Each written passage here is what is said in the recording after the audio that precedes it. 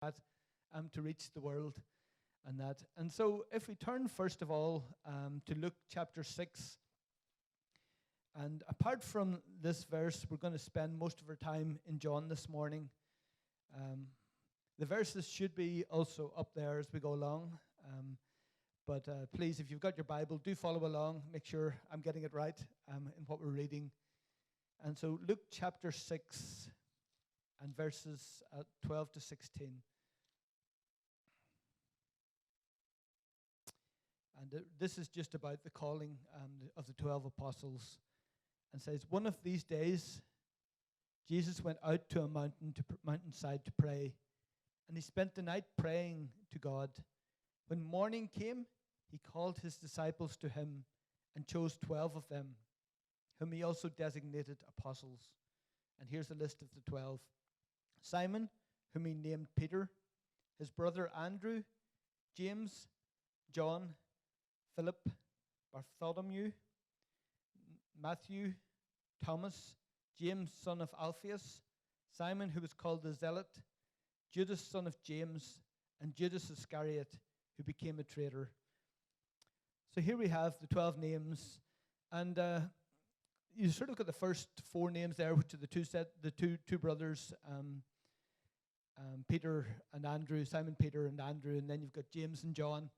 And so they sort of seem to be a little bit of a distinct group, probably the ones that are mentioned the most.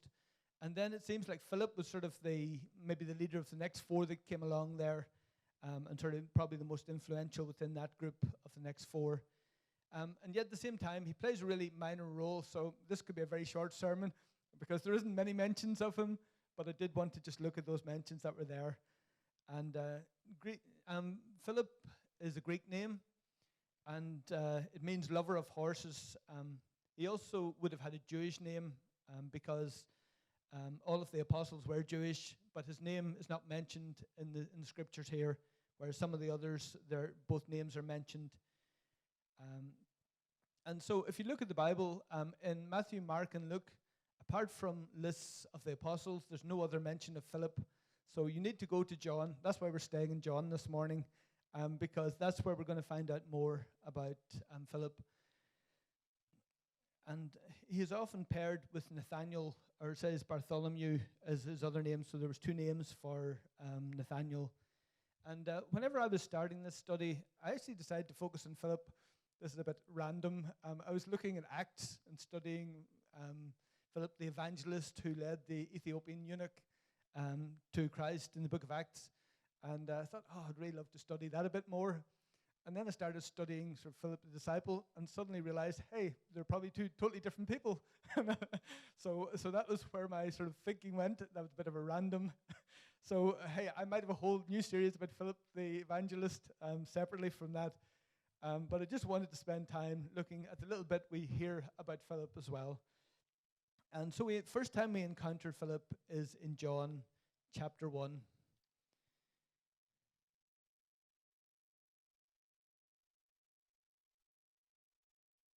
And we're going to read from verse 43, John chapter 1, verse 43 to 46. And the previous sort of section is Jesus calling his first disciples. And then it says, the next day, Jesus decided to leave for Galilee. Finding Philip, he said to him, follow me. Philip, like Andrew and Peter, was from the town of Bethsaida. Philip found Nathanael and told him, we have found the one Moses wrote about in the law, and about whom the prophets also wrote, Jesus of Nazareth, the son of Joseph. Nazareth? Can anything good come from there? Nathanael asked. Come and see, said Philip.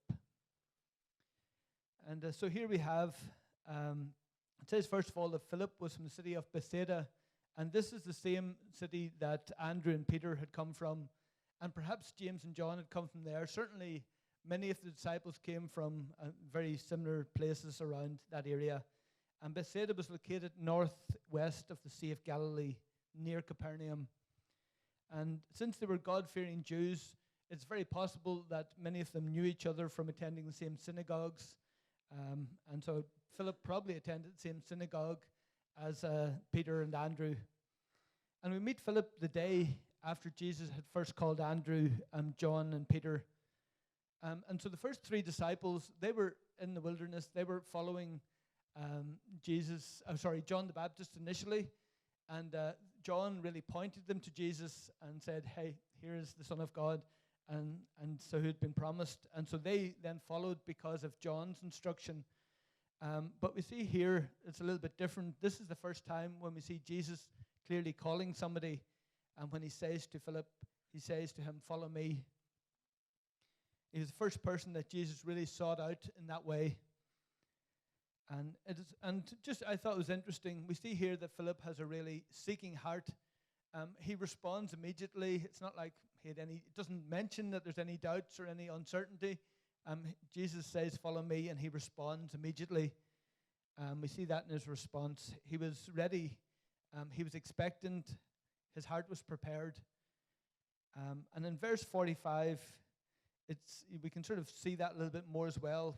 Whenever Philip goes and speaks to Nathanael, and he says, we have found the one Moses wrote about in the law, and about whom the prophets also wrote, Jesus of Nazareth, the son of Joseph. And so obviously they already knew. They had been seeking and studying the law and the prophets. And Philip, we see that he had a seeking heart here, but he also really had the heart where he wanted to share with others straight away whenever he hears. And that actually is the same. If you read just a little bit in the passage before, it was the same with Andrew. Straight away he went and he told Simon, who became Peter. And so with both of them, they really had this desire to share with others because they believed so clearly the news that they heard. They knew that this was the Messiah that had been promised. They were so excited by what was happening. This long foretold Messiah that they had been waiting for had finally arrived. And it was, for the Jews, that was just a massive thing that they had been waiting to hear. And so he goes and even though when he goes to Nathanael, and we see Nathanael's response is not the most excited, or he's very, very skeptical. I love this response. Can anything good come from there? Nazareth, can anything good come from there? It's a little bit like Roscommon, can anything good come from there? Or you might say Donegal, can anything good come from there? It was sort of that really dismissing, how could anything good come from there? How could God use somewhere like that to make any difference in all of that? And yet, I think it's amazing. It's not like Philip here tries to argue in any way with Nathanael. He just says, come and see. Just really simple, come and see and you will believe because it is, because I have seen that with my own eyes. And you can read down how Nathanael comes to follow Jesus as well because of that. But I think it is amazing just to see Philip's faith, first of all. So he had that right heart, and I think that's really important. With all of the disciples, they made that decision. They realized Jesus was the Messiah, even though they got so much wrong, and they didn't fully grasp what he was going to do or how he was going to do it, but they knew he was the Messiah, and they followed with a seeking heart. And so there's 3 other mentions of Philip within the book of John, and I wanted to look at all of them because he starts off in a really good way, but then you sort of realize they start getting it wrong and didn't really fully grasp what was going on as well. And so I think we will see through the different passages that we look at, we will see both Philip's humanity, but we'll also see how God and how Jesus was really teaching them and preparing them for what was in store ahead. And so the second passage I want to read is a passage you're all going to recognize and know fairly well, I would expect. You at least would have heard something of it, the feeding of the 5,000. And so we're going to read from John chapter 6.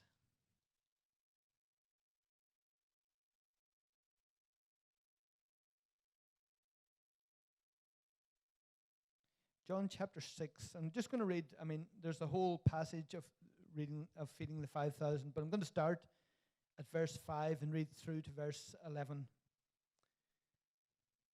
so it says, when Jesus looked up and saw a great crowd coming towards him, he said to Philip, where shall we buy bread for these people to eat? He asked this only to test him, for he already had in mind what he was going to do. Philip answered him, 8 months' wages would not buy enough bread for each one to have a bite. Another of his disciples, Andrew, Simon Peter's brother, spoke up. Here is a boy with 5 small barley loaves and 2 small fish. But how far will that go among so many? Jesus said, have the people sit down. There was plenty of grass in that place, and the men sat down, about 5,000 of them. Jesus then took the loaves, gave thanks, and distributed to those who were seated as much as they wanted. He did the same with the fish. And so here we have the story, and we get this mention of Philip within that. And it is interesting that Jesus looked up, and he saw a crowd, and he turned to Philip and asked him this question: where shall we buy bread for these people to eat? And I wonder why it was Philip that he asked. It seems that Philip was somebody who may have been in charge of maybe the supplies. We know that Judas was the one who looked after the money for the disciples, but maybe Philip was the one who sorted out the logistics to make everything happen, sorted out the accommodation and all the places they were going to. But certainly he seemed to be very much somebody who was used to sort of administration and sorting things out. As I was thinking about that, I thought I could very much relate to him and his response. I'm an accountant, and I think I would have I've been trying to work out the maths. How can we possibly do this? It just looks impossible, and yet somehow he could, And so on this occasion, Jesus was trying to stretch Philip's faith. He was posing a question to him as the crowd gathered. And that question, where shall we buy bread for these people to eat? And you think, why did Jesus single Philip out and ask him that? It says in the passage that Jesus did this to test him, for he had already had in mind what he was going to do. So Jesus was testing him, and he wasn't testing him to find out what he was thinking. And Jesus already knew that. He already knew the plan of what he was going to do.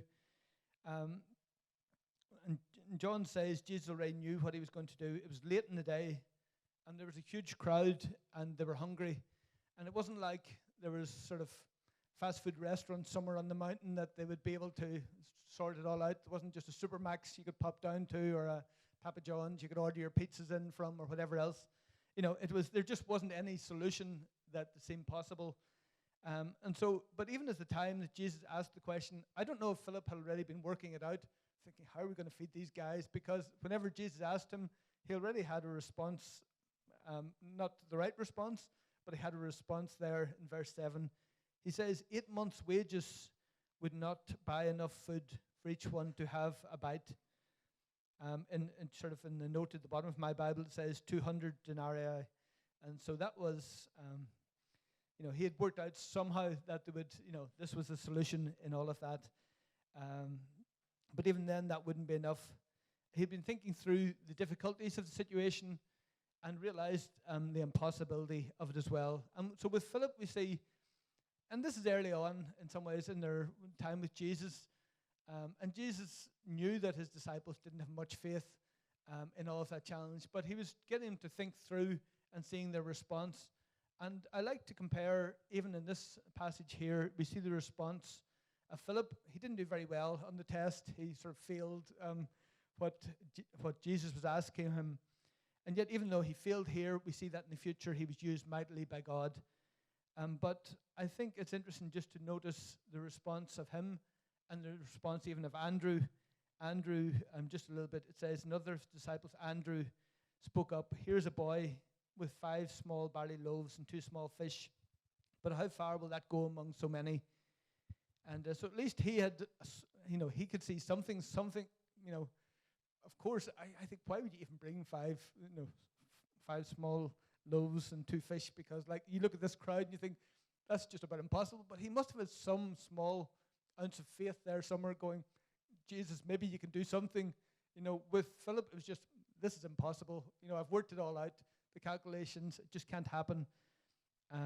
And so with both of them, there was very limited amount of faith. But we do see as well that Andrew was rewarded for his faith, because Jesus did use the loaves and the fish to feed the people as well. And I was just reminded of what Jesus taught in Matthew chapter 17 and verse 20. I'll just read that verse, where it says, if you have faith as small as a mustard seed, you can say to the mountain, move from here to there, and it will move. And Philip needed to learn that lesson. He needed to learn that he needed to have faith in these situations, no matter what the solutions were. And, this situation, it's easy for us to look and we see the solution that Jesus brought and think, oh, yeah, he should have just trusted in Jesus. They were on a learning process. They were being prepared for what was in store, what was in the future. And so Philip was learning and being prepared, as were all the disciples. I could have picked any of the disciples this morning and picked through all their flaws and all the times they got it wrong. When we think of Peter, who denied Jesus, and kept putting his foot in it whenever Jesus asked him something, he always seemed to have the wrong response. Could have looked at Thomas, who was doubted. All of them had their flaws, but just we see some of the challenges, even with Philip, that he had. And so here we have the second one I want to look at as well for the life of Philip was in John chapter 12. And this is a little bit obscure reference, but I thought I would actually just sort of look at it briefly as well. And so in John chapter 12 and verse 20 it says, and this is sort of leading up more to the time of Jesus' death. It says, now there were some Greeks among those who went up to worship at the feast. They came to Philip, who was from Bethsaida in Galilee, with a request. Sir, they said, we would like to see Jesus. Philip went to tell Andrew. Andrew and Philip in turn told Jesus. And so here we have these men coming to these Greeks. They want to come and see Jesus. I'm not sure if that was such a regular occurrence. Up until now, it was mainly the Jews that were seeking after Jesus. And yet they come to Philip and they ask, I'm not sure why they came to Philip, whether they knew him, whether he knew a bit of Greek, and because he had a Greek name, so maybe he did know some Greek as well, and he was the person that they could go to. Maybe because he was the administrator of the group, maybe he was the one who organized people to come to Jesus and to, but whatever reason it was, we don't really know, but we do see that it was probably something that was outside of Philip's sort of comfort zone. He wasn't sort of used to bringing these Greeks to Jesus, because you'd have thought, why didn't he just bring them directly to Jesus? But somehow he goes to Andrew, and he says to Andrew, hey, Andrew, can you come together and bring these Greeks to Jesus? And I think it was partly because he was very much sort of somebody who liked to do things in the proper way, everything in the proper sort of procedures and protocols, following it by the book. And I think all of us can be like that a little bit. This is the way we should do it. And that can also, in many ways, limit God and what he is going to do. If we're trying to just do it, this is the way. This is the formula that always works. And so therefore, I have to do something similar. And so whatever it was, it's interesting that, again, he goes to Andrew. It seems that every time, sort of Andrew seems to have a slightly better solution on that, or seems to be the one who is better at bringing people to Jesus. Where he brought the small boy, he also helped and brought the Greeks to Jesus. And so I just wanted to touch on that. But then I want to look at the final time that Philip is mentioned. And that's just a couple of chapters further on. And I think this is quite significant. It's in John chapter 14. John chapter 14. I'm going to look from verse 5. This is quite a large passage. And this is in the upper room, coming towards the end of Jesus' life. And it says, Thomas said to him, Lord, we don't know where you're going, so how can we know the way? Jesus answered, I am the way and the truth and the life. No one comes to the Father except through me. If you really knew me, you would know my Father as well. From now on, you do know him and have seen him. Philip said, Lord, show us the Father, and that will be enough for us. Jesus answered, don't you know me, Philip, even after I have been among you such a long time? Anyone who has seen me has seen the Father. How can you say, show us the Father? Don't you believe that I am in the Father, and the Father is in me? The words I say to you are not just my own. Rather, it is the Father living in me who is doing his work. Believe me when I say that I am in the Father and the Father is in me, or at least believe on the evidence of the miracles themselves. And so here we see Philip, Jesus is teaching them, trying to help them to understand that he and the Father are one. And yet, Philip just hasn't really got it. He hasn't fully grasped, even though he's spent the last 3 years with Jesus. And I don't know, it must have been in some ways frustrating for Jesus. You know, I would have been frustrated if I'd spent 3 years teaching somebody and they still hadn't really grasped sort of some of the core things that I wanted them to grasp. And maybe I'm the patient enough teacher. Jesus obviously was much more patient than me. But, you know, I just think it's so interesting. It says, Jesus says in verse 7, if you really knew me, you would know the Father as well. And so he's clearly stating that he is God. To know Jesus is to know the Father. And so we think, how could Philip respond in that way? How could he not understand?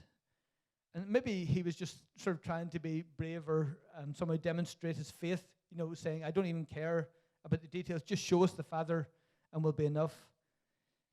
And, you know, and I'm thinking Philip, he had seen so much. He had seen Jesus do miracles. He had seen him heal the sick. He had seen him cast out demons. He had heard his teaching. He had known Jesus intimately in fellowship and just spending time with him. And yet he was still so unsure of who Jesus really was. And so, you know, you sort of wonder, how could he say, show us the Father? You know, where had he been? How had he not taken this in? And he wasn't the only one. All of the disciples really were struggling to grasp, you know, how does this all work together in the overall picture? And it was only for many of them looking back after Jesus' death that they really fully understood how that all worked together. And so whether Philip's statement was foolish or simply bold, it gave Jesus another opportunity to directly show his divinity and just to teach the disciples really who he was and that him and the Father were one. And in verse 10 it says, if you just look at verse 10 there, it says, don't you believe that I am in the Father? And it's just that challenge to believe. We know already that Philip knew that Jesus was the Messiah. And we see that from whenever we look at John chapter 1. But this is the challenge to really believe. We challenge him to take his faith to its logical conclusion. Philip was already in the presence of the living God by being there with Jesus. And for 3 years, Philip spent all this time with Jesus. He spent this time basically with God in all of that, and it still was not clear to him. And so we see he was a man of weak faith. He was a man of imperfect understanding. I actually find this very reassuring when I read the Bible often, that we look at people and we go, you know, sometimes you can read the stories of all the successes and you go, that's wonderful, but then you look back and you see all of the challenges they had, all the doubts they had, and you think, I'm very like that at times. I try to do things through my own solutions, and yet God needs to bring us to a place where we fully understand who he is and that he can work in all sorts of situations that we just don't fully grasp. And I know that I've done quite a few job interviews, interviewing people for jobs in the time. And it's a fairly daunting task. In some ways, it's a big responsibility to find the right person. I remember when I worked in London, receiving like hundreds of CVs of people, and then you had to wade through them and decide who might be the right person, then call certain people for interviews. And even then, you know, you're like just really unsure, is this the right person? Will they really make the best employee? And I was sort of thinking, if I was doing a job interview for 12 disciples, I don't think I would have picked any of them. I'm pretty certain I wouldn't have picked any of them on that. And so it's just to think that, but, you know, just to think that often we have a sort of a solution and we look at people in a certain way, but God looks at people in a very different way. And he's able to use people that we may think, how can God use them? And yet he can do whatever he wants. And so just for me, it's interesting as we look at that section and look at the life of Philip. It's very, very, that's only a little glimpse this morning. I'm reading through all the 12 disciples and sort of just studying that, but I just wanted to bring that to us this morning and just think, we can look at the impact that Philip had, and we don't know much about Philip whenever it sort of goes further on, but we can look at, we have looked at his interactions with Jesus and how he got it wrong. And yet, despite getting it wrong, despite all his failings, his humanity, God chose him as one of the apostles to start the church, the early church, and to really be the basis for the church going forward. So Jesus basically sort of said, people like Philip is exactly the kind of person that I'm looking for. My strength is made perfect in weakness, it says in 2 Corinthians. And, I'll make him into a preacher. I'll make him into an evangelist. I'll make him into somebody who's going to really make a difference in the early church. And thankfully, the Lord uses people like Philip, and lots of them. And the tradition tells us that Philip was greatly used in the spread of the early church, spread of the gospel and in the early church, and the growth of the early church. And we can't say much about Philip without speculating. I did a bit more research. And the Bible doesn't tell us much, and even some of the most reliable early church writers were a bit confused as to who Philip was. But what we do know is, as one of the 12, he had a very important role in the early church, and he likely played a key part in spreading the gospel somewhere in ancient Eurasia. And he was one of the first apostles to suffer martyrdom, but before his death, multitudes came to Christ under his preaching, is from the records that they have from other manuscripts apart from the Bible. That's what we know. And so, sometimes we find that hard to equate between what we read in the Bible and then we think how God used, all those apostles in Acts and further on from there. And from a human perspective, the future of the church and the long-term success of the gospel depended on the faithfulness of these few disciples like Philip. There was no plan B if it failed, but God didn't need a plan B. This was his plan and was going to succeed. God chose them and used them mightily for his glory. By spending time with Jesus, they were fully equipped. And all these mistakes, all of these questions that they had, they were being answered so that they would fully understand who Jesus was. And so Philip obviously overcame many of the hindrances, many of the struggles that he had, his human tendencies. And really, if you get more into it and you look at Acts, and I hope soon to preach a bit more on Acts, but I was just reading this morning in Acts chapter 4. I just quickly go there, and verse 13. I just love this. This is Peter and John before the Sanhedrin. It's not Philip particularly, but it's just a couple of the apostles. It says, when they saw the courage of Peter and John and realized they were unschooled, ordinary men, they were astonished, and they took note that these men had been with Jesus. And so really that was it. Here we have the description of Peter and John. They were unschooled, they were ordinary men, but they took note that they had been with Jesus. And I think that's the challenge for us as well. Yeah, we may all be fairly ordinary, but are we spending time with Jesus? And if we are, he's going to make the difference in whatever we're doing as we connect with others. With the help of the Holy Spirit, the apostles were able to go out and transform the known world. I love the description in Acts chapter 17 says they turned the world upside down. And that's an amazing thing, sort of description, of just these men who had spent this time with Jesus. But it was because of the Holy Spirit and the time they'd spent with Jesus. And just as I close, there's a quote I took from the book I was reading that I just wanted to share. John MacArthur says, many Christians become discouraged and disheartened when their spiritual life and witness suffer because of sin or failure. We tend to think we are worthless nobodies. And if we were left to ourselves, that would be true. But worthless nobodies are exactly the kind of people God uses. God chooses the humble, the lowly, the meek, and the weak. So there is never any question about the source of power when their lives change the world. I just love that as a little summary of what I've been sharing. And for me, that really encourages me as I go out and as I sometimes struggle with the challenges of really sharing my faith with others. Just knowing that God doesn't need a lot to work with. And so just as I finish, I wanted to read one last passage because I think this really sums up. I could have just read this at the beginning, and this you would have got everything. But 1 Corinthians chapter 1, and looking at verse 26. And it says, brothers, think of what you were when you were called. Not many of you were wise by human standards. Not many were influential. Not many were of noble birth. But God chose the foolish things of the world to shame the wise. God chose the weak things of the world to shame the strong.